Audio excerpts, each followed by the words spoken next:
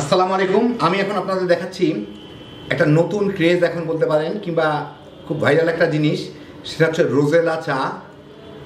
এটা অনেক উপকারী একটা জিনিস, আমাদের আশেপাশে থাকা ফেলনা জিনিস দিয়েই তৈরি জিনিসটা আর কি। আগে এই যে এইগুলোকে বলে রোজেলা, এই জিনিসগুলো অনেকে হয়তো দেখছেন, অনেকে চুকুর বলে ডাকেন, কেউ হয়তো এটাকে মেস্তা বলেন, অনেক কিছুই বলেন। বাজারে কিনতে পাওয়া যায়, খুব টক টক। এটা দিয়ে সাধারণত আমরা অনেক জ্যাম জেলি টাইপের জিনিস তৈরি করছি অতীতে, গ্রামাঞ্চলে খুব প্রচলিত, বনবাজারে হয় এগুলা। এই জিনিসটা যে কতখানি উপকারী আপনারা একটু গুগলে সার্চ করলেই বুঝে নিতে পারবেন। এটা দিয়ে চাটা খুব চলতেছে, শুকনা করে এগুলাকে রেখে দেওয়া যায়। আমি আপনাদের ফ্রেশ জিনিস দিয়ে কী করে চা বানাইতে হয় সেটা দেখা দিচ্ছি, আর এটা কী করে শুকায় রাখতে হয় একটা ভিডিও আমি দিয়ে দিব। এরপরেই আপনারা ইচ্ছা করলে ওটা দেখে নিজে শুকায় রাখতে পারেন, কারণ এগুলা শুকনা, মানে শুকনা পাপড়িগুলা এটার, এই যে দেখেন এগুলার এই পাপড়ি, এই যে এরকম ফুলের পাপড়ি, এগুলা এই শুকনা পাপড়িগুলা মানে জায়গা বেঁধে 4 থেকে 6 হাজার টাকা করে কেজি বিক্রি হয়। তো যাই হোক, তো আমি আপনাদের এখন চা কী করে বানাইতে হয় দেখা দিচ্ছি।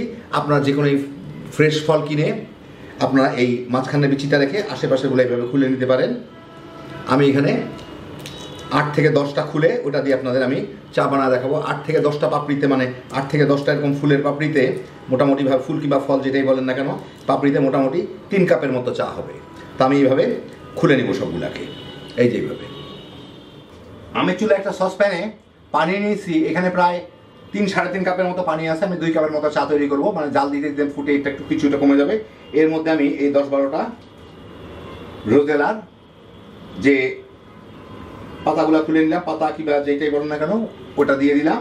দিয়ে এখন এটাকে ফুটে ওঠার পরে প্রায় 7-8 মিনিট জাল দিব।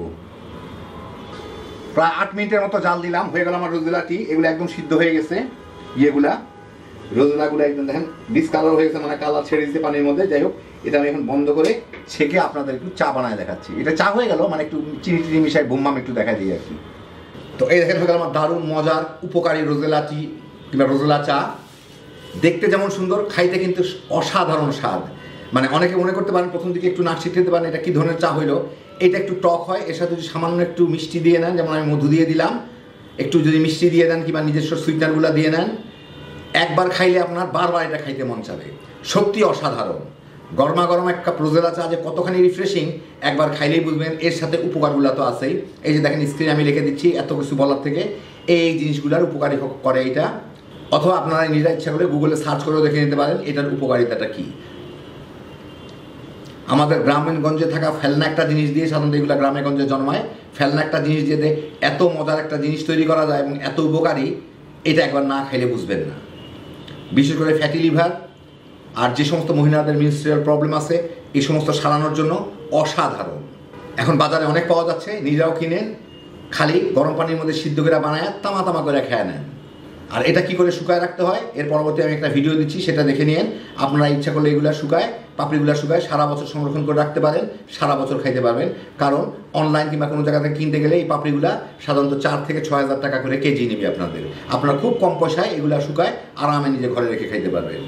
উপকারী আর টেস্টের দিকে দেখতে গেলে কিন্তু আসলে হ্যাপি জোশের একটা আইটেম। আল্লাহ আপনাদের সবাইকে ভালো রাখুন, সুস্থ রাখুন, নিরাপদ রাখুন। ইনশাআল্লাহ বেঁচে থাকলে আবার দেখা হবে। ফি আমানিল্লাহ।